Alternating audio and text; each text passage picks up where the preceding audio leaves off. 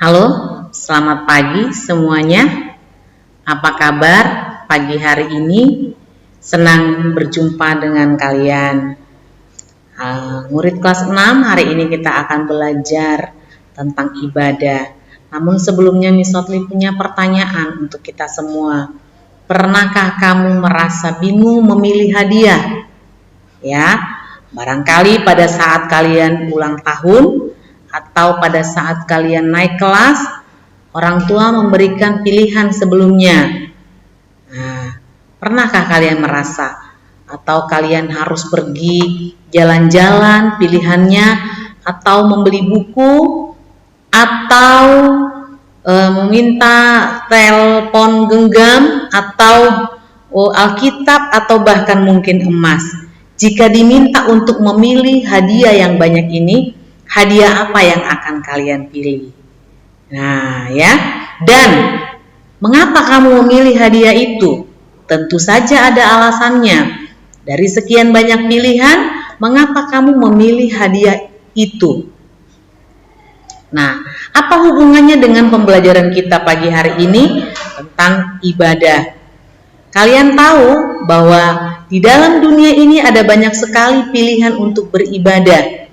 Tetapi kita hari ini hanya mau belajar tentang beribadah kepada Allah yang benar, dan secara khusus ibadah di dalam perjanjian lama. Ya, Miss Oti akan ulangi. Kita hari ini secara khusus akan mempelajari bagaimana ibadah di dalam perjanjian lama. Nah, perhatikan gambar ini. Perhatikan bagaimana ibadah di dalam perjanjian lama. Jika kalian lihat gambar ini, bahwa Miss Oti akan tunjuk, di sini ada mezbah, di sini ada imam, dan ini adalah imam-imam lain yang melayani. Biasanya ini adalah imam besar yang akan mempersembahkan korban. Di atas mezbah ini dipersembahkan korban, hewan kurban sebagai sarana beribadah. Nah, ya, sekarang kita perhatikan. Ya, perhatikan ini bagaimana bentuk kurban dalam perjanjian lama. Nanti kita akan lihat, kalian akan membuka buku halaman 2 dan 3, lalu kerjakan kegiatan pembelajaran halaman yang keempat. Tetapi perhatikan dulu, di dalam ibadah perjanjian lama, ini yang terlihat di gambar ini adalah kemah suci. Apa itu kemah suci? Kemah suci adalah tempat beribadah bangsa Israel ketika mereka belum mempunyai tempat ibadah yang permanen. Ketika mereka ada di padang gurun bersama dengan pemimpinnya, yaitu Imam Harun dan juga Musa, mereka mempersembahkan hewan kurban di sini. Ada satu tempat pembakaran korban di sini, dan inilah bentuk kemah beribadahnya bangsa Israel. Ini adalah padang gurun di mana mereka pindah dari Mesir menuju tanah perjanjian, yaitu tanah Kanaan. Tapi mereka belum punya tempat tinggal yang tetap. Lalu mereka membangun kemah suci ini atas perintah Tuhan, supaya mereka memiliki tempat beribadah. Tetapi kalau yang ada di sebelah kanan ini adalah bait suci. Bait suci itu dibangun di Yerusalem ketika bangsa Israel sudah berhasil merebut tanah Kanaan. Lalu setelah kerajaan Saul, kerajaan Daud, lalu sampai kepada kerajaan Salomo, barulah bait suci ini dibangun. Ya, tempatnya sangat bagus. Mereka membangunnya ini lama sekali. Ya, kurang lebih 20 tahun mereka selesai membangunnya, sampai dengan ini ya, lokasinya luas, dan juga istana raja pada saat itu dibangun kurang lebih selama 20 tahun. Nah, perhatikan di sini apa bedanya?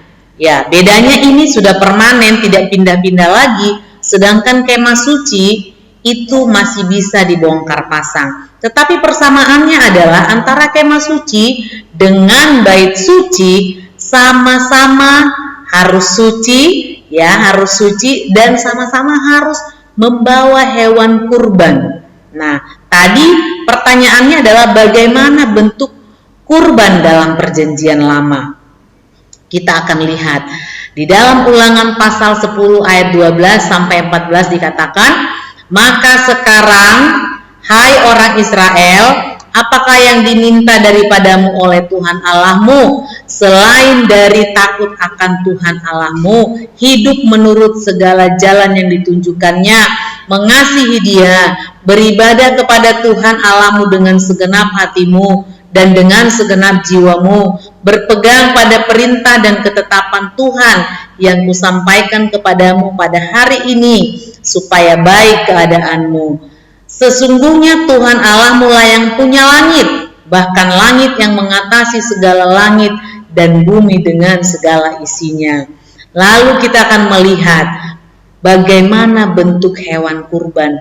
Nanti kalian sudah membaca di halaman 2 sampai 3 akan kalian lihat di situ, mulai dari zaman Adam, belum ada bangsa ya, masih Allah menciptakan Adam dan Hawa, lalu mereka memiliki keturunan yaitu Kain dan Habel. Dari sejak saat itu mereka sudah mempersembahkan korban kepada Tuhan ya. Persembahan kurban itu sebagai ibadah ya, itu ibadahnya. Dari awal manusia diciptakan, peribadatan mereka harus membawa korban kepada Tuhan. Lalu hewan korbannya itu tidak boleh cacat, tidak boleh sakit, tidak boleh yang lemah. Hewannya itu harus sehat, berumur 1 tahun, hewan-hewan tertentu yang harus dikorbankan. Pemilik korban sebelum persembahkan seperti di atas mezbah tadi, pemilik korban itu harus meletakkan tangan di atas korbannya, lalu hewannya dikorbankan. Dan yang jadi perantara antara orang yang membawa korban kepada Allah adalah imam. Imam menjadi perantara antara orang yang sedang membawa korban dengan Allah. Dan pencurahan darah anak domba sebagai penghapus dosa. Persembahan korban adalah sebagai ketaatan kepada Tuhan. Inilah bentuk-bentuk korban yang harus diperhatikan di dalam perjanjian lama. Nanti minggu depan kita akan belajar lagi bagaimana ibadah dalam perjanjian lama. Selain korban-korban ini ya, selain cara beribadah dengan membawa korban, ada lagi cara beribadah yang lain di dalam perjanjian lama. Tapi minggu depan kita akan mempelajarinya. Kamu bisa mengerjakan kegiatan pembelajaran halaman 4. Nanti kamu juga akan bisa menggalinya lebih baik lagi. Bacalah buku halaman 2 sampai dengan halaman 3, lalu kerjakan kegiatan pembelajaran halaman 4. Oke, sampai di sini dulu pembelajaran kita hari ini. Sampai jumpa lagi minggu depan. Tuhan Yesus memberkati.